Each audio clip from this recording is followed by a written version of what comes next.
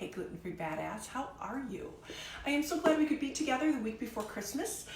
We have some holiday cookies to continue making.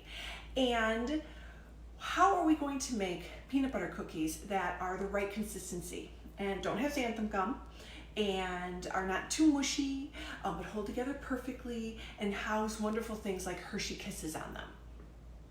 What we're gonna do actually is not include any flours at all.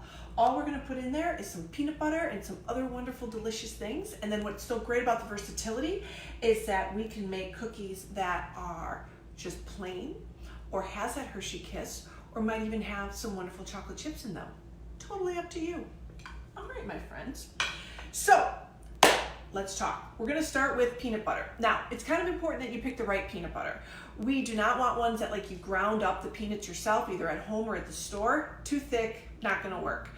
You also don't want like Skippy peanut butter, the kinds of things that are already pre-sweetened or have, like a hydrogenated fat in it and stuff. That's gonna get you the wrong consistency as well. You just want like a nice jar of like Smucker's natural peanut butter. That's what I always use.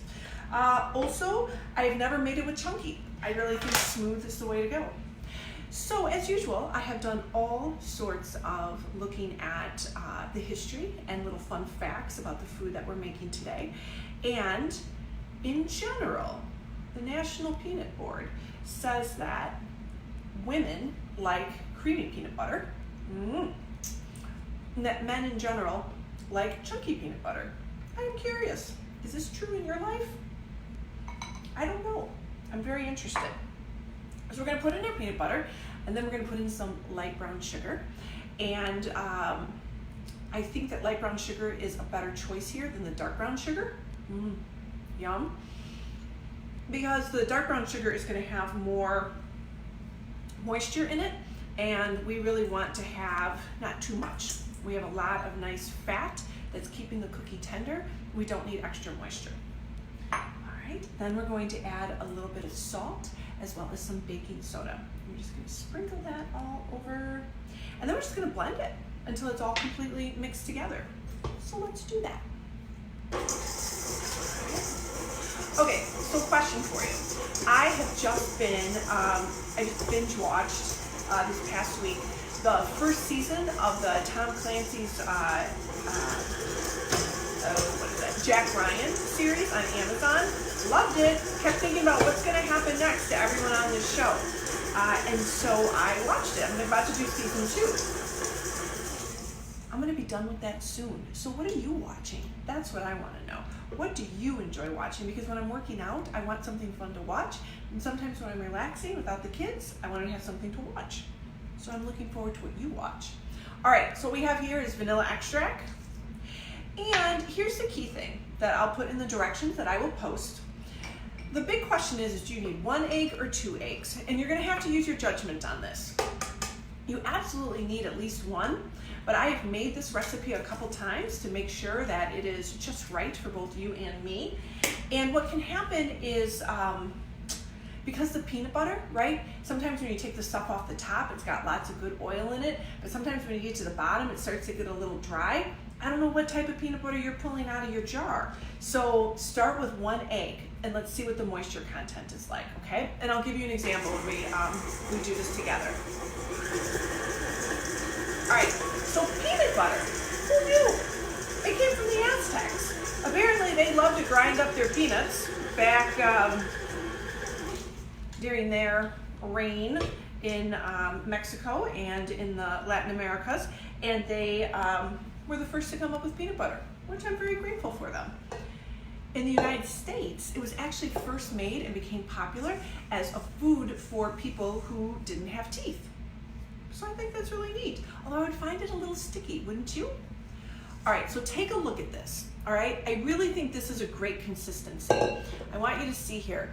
It is, it's got some thickness to it, but it's not very liquidy. You kind of saw how that section just kind of fell off. That is fine.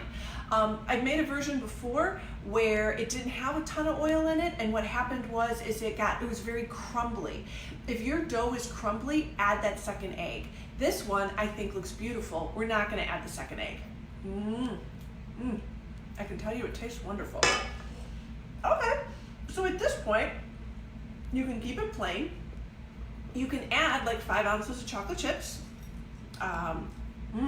Or you can make holiday version, which is you're gonna make it plain, and then you're gonna add these wonderful Hershey Kisses on them. So the key thing always is we wanna bake our cookies on parchment paper. Let me go get that. So here we have our beautiful cookie sheet. And hey, Jean. Ooh, what do you do if it's too wet? Honestly, it's not going to be too wet if you just put 1 egg in. That's why you have to check. You definitely need that egg to make it work. And if you're just using, again, just general sort of Smucker's natural peanut butter or some version jarred, I never want it in that plastic container because that means it's been ground right there at the store. You want it in a jar. It's not going to be too wet. I can tell you that. All right, good question. So what we're going to do is we're going to take this little scoopy, nice little Pampered Chef scoop. It's for 1.5 tablespoons. If you don't have a happy little scoop like this, just measure out about 1.5 tablespoons. And what you're going to want to do is kind of roll it a little bit because we're going to put this right down. You know, sometimes with peanut butter cookies, people smash them with the fork. We don't want any smashing here. It runs way too far out. We're just going to keep it in this nice little happy scoop. Oh, I got a question for you all. I just had someone write me last night in response to the email going out saying we were going to do this. Could we substitute almond butter? And I looked it up on the internet and got some really mixed reviews. Some said yes, some said no. Have you used almond butter as a substitute for peanut butter in cookies like this or in other ways? What sort of outcomes did you get? I'm curious because I've never even opened a jar of almond butter in my life. Okay, so you're gonna put these out, keep a couple inches between them as usual. I know, I'm sorry, I'm so happy eating this, I keep licking my fingers. You're gonna put a bunch of these in the oven for about 6 minutes. The difference about these cookies is that we do not want to see browning around the edges. That actually means they've cooked too long. You just want to see just starting to get dry.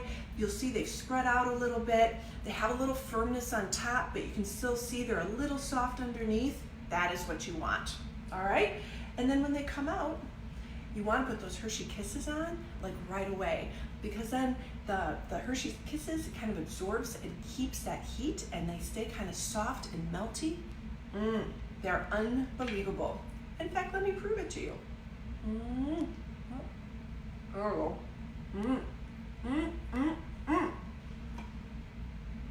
These are so good. You don't just have to make them in the holidays. You can make them anytime.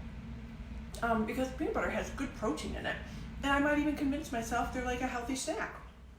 Don't you think? All right, my friends. As usual, it has been wonderful to hang out with you. If you have any further questions, feel free to email me, and I would love to answer them. Next Wednesday and the Wednesday after that is Christmas and New Year's, so we're not going to be hanging out together, but know that I am wishing you a wonderful holiday and an awesome start to 2020. Go kick ass in this new decade, will you? I'm going to try. All right, take care, keep being you, and please never, ever compromise on that. Take care. Let's turn this off.